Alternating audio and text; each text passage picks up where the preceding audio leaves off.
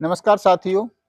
आयुर्वेदो अमृता नाम ऐसा कहा गया है। इसका मतलब ये है कि आयुर्वेद जो है वो अमृतों से भरा हुआ है। अब आयुर्वेद में सारी चीजें हैं। आप हल्दी प्रयोग करिए, आप आंवला प्रयोग करिए, आप हरड़ प्रयोग करिए। एक एक चीज अपने में इतनी अद्भुत है कि बहुत सारे रोगों का निवारण वो कर देती है। जैसे त्रिफला, त्रिफला के बारे में हम पहले वीडियो बना चुके हैं। हरड़, वहेड़ा, आंवला, ये बहुत सामान्य चीजें हैं, बहुत सस्ती हैं बाजार में, लेकिन ये गुणों में सस्ती नहीं है, गुणों में ये बहुत ही ज्यादा गुणकारी हैं। आप इनको प्रयोग करिए। सौंठ है, सौंठ को कितने सारे गुण सौंठ के अंदर होते हैं, आप सौंठ को प्रयोग करिए।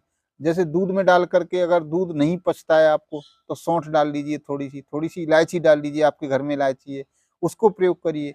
आपको कभी खांसी सर्दी हो जाती है तो आप अदरक होता है, अदरक का रस निकालिए, शहद मिलाइए, उसको ले लीजिए।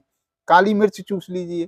काली मिर्च को आप जैसे अदरक प्रयोग कर रहे हैं, आप सौंठ प्रयोग कर रहे हैं, हल्दी प्रयोग कर रहे हैं, सब्जी में कुछ भी आप जैसे सलाद खा रहे हैं तो आप हल्की सी काली मिर्च की आदत डालिए।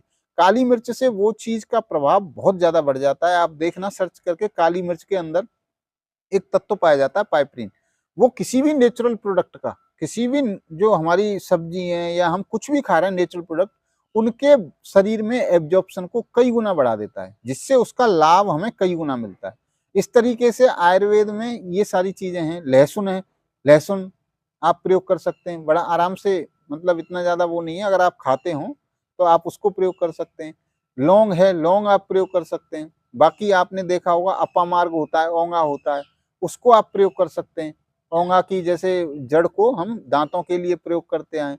इस तरीके से आयुर्वेद में अमृत ही अमृत है। तो आयुर्वेद के इस अमृत का लाभ लीजिए, इसको प्रयोग कीजिए, इसके बारे में जानकारी बढ़ाइए, सब लोगों को बताइए, अपने अड़ोसी पड़ोसी उनको भी कभी बताइए। अपने कोई अगर चीज हम सीख जाते हैं ना, कोई बात हमें समझ आ जाती है, उससे हमें लाभ मिल गया है, तो हम दूसरों को भी उसको, कम से कम 10 लोगों को तो उसको पहुंचाएं ही पहुंचाएं। ये हमारा उद्देश्य होना चाहिए। तो आप सभी स्वस्थ रहें, मस्त रहें, ऐसी ईश्वर से प्रार्थना, ऐसी ईश्वर से मंगल कामना। ओम नमः शिवाय।